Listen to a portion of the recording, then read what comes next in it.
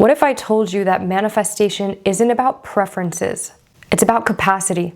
Manifestation is actually discovering if what you think you want right now is actually aligned with your true self or just the wiring of your current capacity.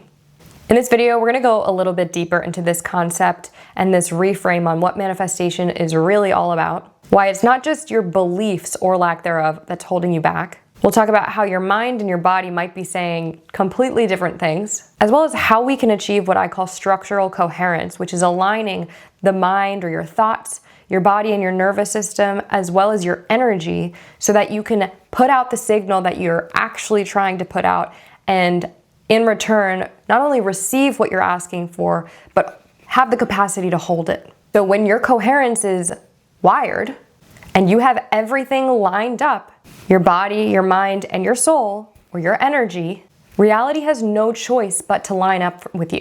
The mind is very fast. You can transport into that future world, into that future timeline rather, right now. However, creation, unfortunately or fortunately, depending on how you look at it, is always going to be based off the slowest part of the system, the body.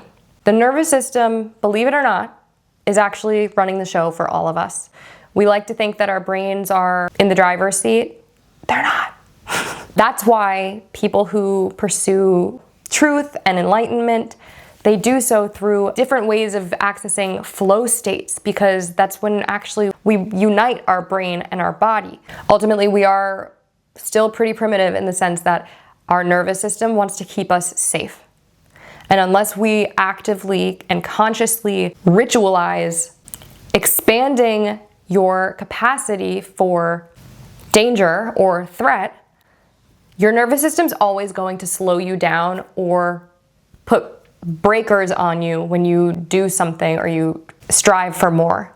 That's why it's really common for people to call in something really big and beautiful and then not be able to hold it or completely self-sabotage it. Sometimes our nervous system can even kind of convince us that we don't believe, because we simply are on a nervous system level too afraid to even try.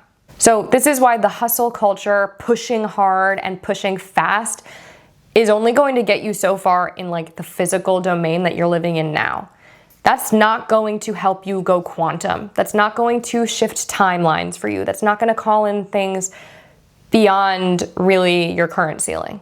What it might do is burn you out, encourage procrastination, anxiety, shutdown. That you can expect. Your mindset is always going to say, think bigger, go harder, maybe even go faster. But your nervous system and your higher self, they're gonna say, expand at the rate that you can regulate. In other words, build sustainably. Your nervous system is your software or your code.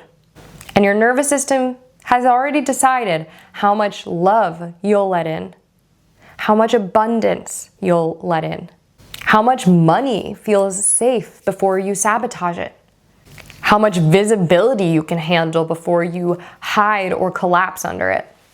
It does not care about your goals. It does not care about the beautiful, amazing, incredible future that your mind loves. It cares about your safety. And it right now, or likely in the beginning anyway, has a little bit of a different perspective on what is safe. Now, a step further is that when you build slowly towards something, let's say you have, and you envision something and you call it in, and then you take baby steps to work towards it every single day for an extended period, and it's slow and it's quiet. Sometimes that can also trigger the nervous system, because our nervous systems often are wired to see, especially culturally, to see movement and validation as a sign that it's working. And that's also something to reframe, is these major quantum level shifts in reality and in our nervous systems and our identities often require sort of an incubation period where things do get quiet before they get loud and vibrant. Here are some signs that your nervous system is currently under capacity for what you're calling in. This could look like compulsive checking, anxiety around or anticipation, scarcity, boom and bust cycles or self-sabotage, if you do have a collapse, if you call something in and you can't hold it at that point in time, first of all, you need to remember, A, it's not the right time. If you couldn't hold it at this moment in time, I promise you that's a learning curve, it's a lesson, it's karma, and your soul chose that. Things do happen for a reason, and I really do believe in divine timing, and I do believe that when the timing is right, you will be able to hold it. So that's one thing I want you to hold on to. The second thing is, collapse right now or at any given moment says nothing about your potential capacity. It just says something about your current capacity. It says this is where you are right now in your current life phase. And that's beautiful. You are a human experiencing life on earth right now. And this is part of the process. And to have to go through these sort of trials and tribulations and tend to our bodies and our nervous systems and find ways to align ourselves structurally and find that coherence is such an incredible journey to be on. So I know the mind will have you all frustrated and impatient and maybe even resentful of where you are in the process, but that mindset, and trust me, I relate to it so much, but that mindset is not going to get you anywhere.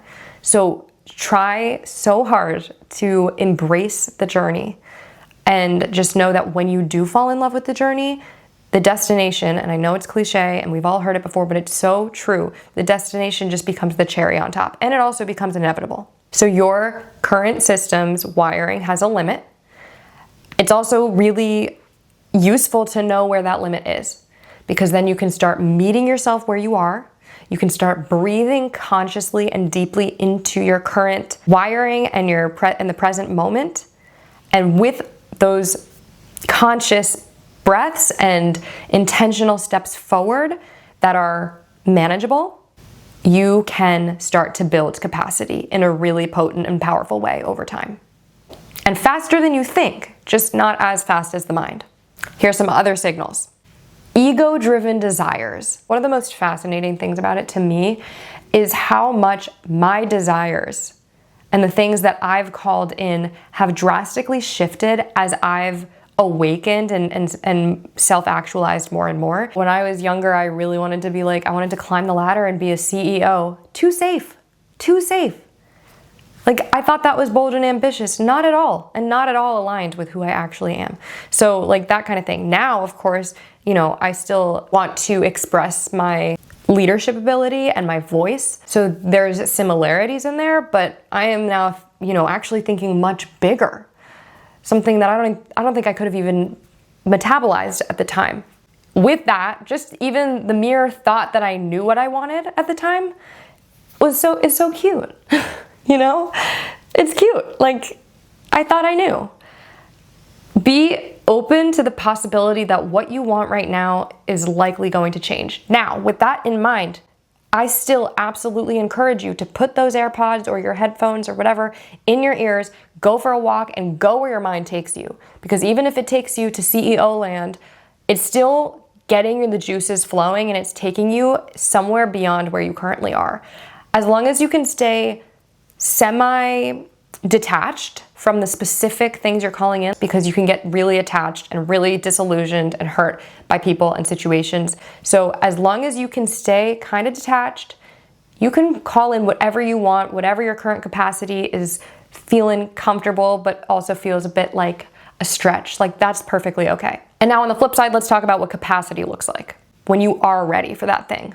So this looks like getting to a place where you are actually living your day-to-day life for yourself. You're no longer looking for validation out there. You're no longer waiting for an applause. You're doing the things that you need to be doing for you and for your future. And you're taking your time and you're doing it in your own energy, in your own way.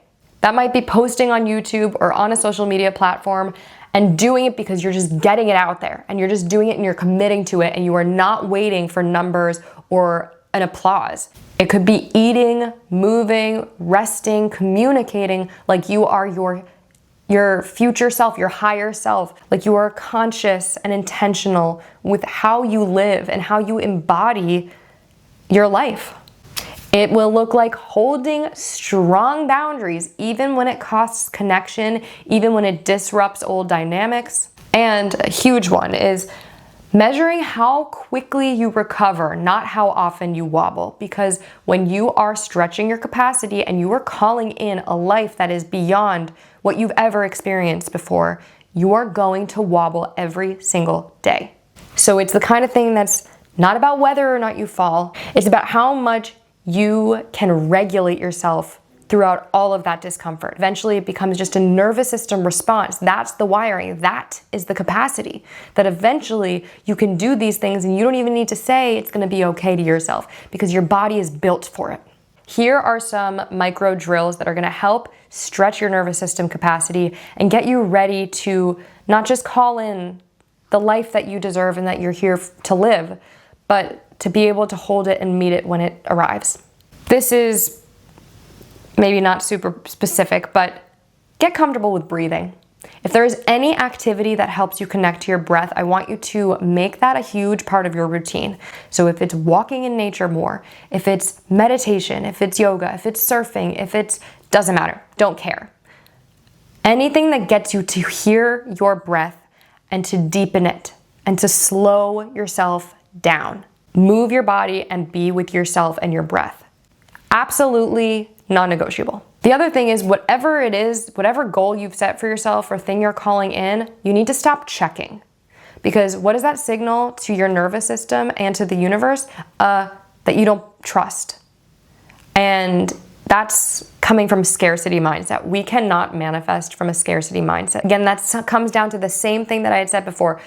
You're gonna be in an incubation period. You're gonna need to move forward through dark hallways, through a tunnel where you really can't see the end. And you're gonna have to be the one that pushes yourself forward. Otherwise, I promise you're not gonna make it that far. Because if you're relying on other people, that's not building capacity in your nervous system. That's trying to move forward into a life with the same wiring. The upgrade to your capacity, your nervous system capacity, is becoming sovereign and self-reliant, is becoming the cheerleader and your inner guide, or trusting your inner guide and aligning with it. Also, a little exercise, something I like to call ego holds. We want to be like 10 to 20% discomfort. Anything that challenges your ego, but that doesn't do it in a way that threatens you. So this is going to take some real kind of introspection and some shadow work, yes, to uncover what are areas that you actually kind of avoid because they're deeply triggering for you. That could be like if you're a peacemaker kind of person and you generally want to make everyone happy, rather than inserting yourself in a heated argument between two people and standing firmly with one person, that might lead to collapse. So we don't want to do that. But what's something kind of trivial, but like also enough that like your nervous system can be like, huh, okay, you know, in a way that's not going to have major repercussions.